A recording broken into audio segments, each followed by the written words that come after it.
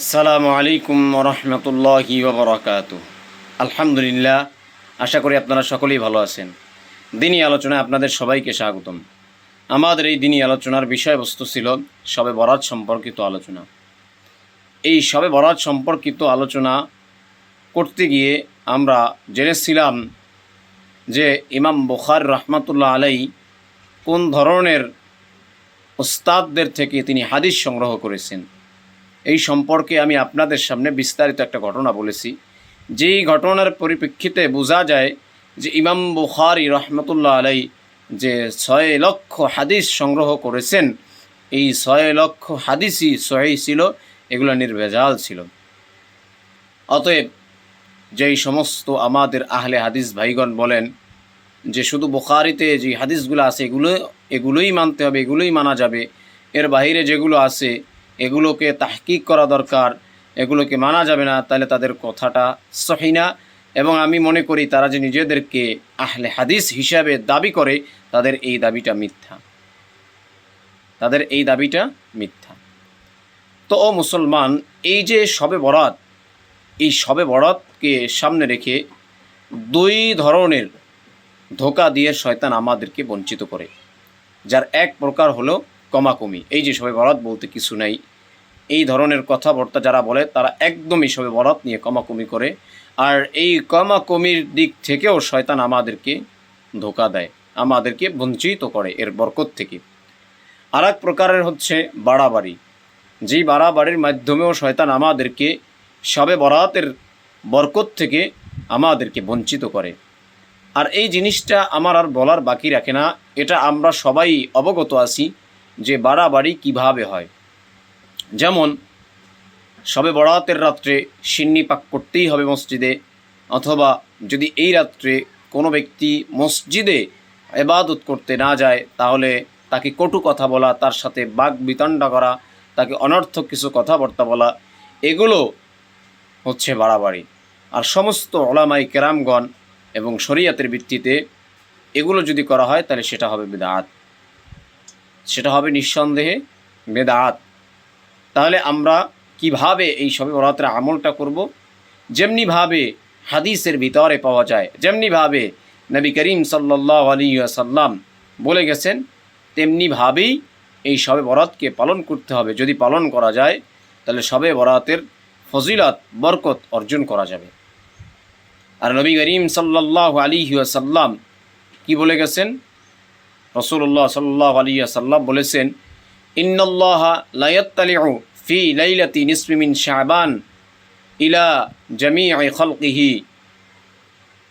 আল্লাহর রাসূল সাল্লাল্লাহু আলাইহি সাল্লাম বলেন, ইন্নাল্লাহা লা ইয়াত্তালিউ ফি লাইলাতি নিসফি মিন শাবান ইলা ইবাদিহি ফায়াগফিরু লিজামিই খালকিহি ইল্লা লিমুশরিকিন আও মুশাহিন। নবী করিম সাল্লাল্লাহু আলাইহি ওয়াসাল্লাম বলেন যে নিশ্চয়ই আল্লাহ পাক রব্বুল আলামিন লাইলাতু নিসফি মিন শাবান, অর্থাৎ নিসফ শাবানের রজনীতে আল্লাহ তাআলা তার সমস্ত বান্দাদের দিকে দৃষ্টিপাত করেন এবং তিনি তার সমস্ত মখলুককে ক্ষমা ঘোষণা করেন, ক্ষমা করে দেন। ইল্লা লিমুশরিকিন আও মুশাহিন, কিন্তু মুশরিক এবং হিংসুককে আল্লাহ পাক রব্বুল আলামিন ক্ষমা করেন না। মুশরিক এবং হিংসুক ব্যতীত সকলকে আল্লাহ পাক রব্বুল আলামিন আমভাবে ক্ষমা করে দেন। এটা হচ্ছে সবার জন্য পুরস্কার। যে ইবাদত করবে তার জন্য, যে ইবাদত করবে না তার জন্য এই রাত্রে আম ঘোষণা যে আল্লাহ পাক রব্বুল আলামিন তাদেরকে ক্ষমা ঘোষণা করে দেন। তবে ইল্লা লিমুশরিকিন আও মুশাহিন, কিন্তু যে ব্যক্তি মুশরিক, যে ব্যক্তি হিংসুক, তাকে আল্লাহ পাক রব্বুল আলামিন ক্ষমা করেন না। এছাড়া সকলকে আল্লাহ পাক রব্বুল আলামিন ক্ষমা করে দেন। এছাড়া আল্লাহ পাক রব্বুল আলামিন সবাইকে ক্ষমা করে দেন। নবী করিম সাল্লাল্লাহু আলাইহি ওয়াসাল্লামের হাদিস দ্বারা এটাই বোঝা যায়। আর এটা হচ্ছে একদম আমভাবে, এটা সকলের জন্য। এরপরে কিছু খাস আমল আছে, যেগুলো যদি আমরা করতে পারি তাহলে অবশ্যই সেগুলো সুন্নতের উপরে আমলই হবে।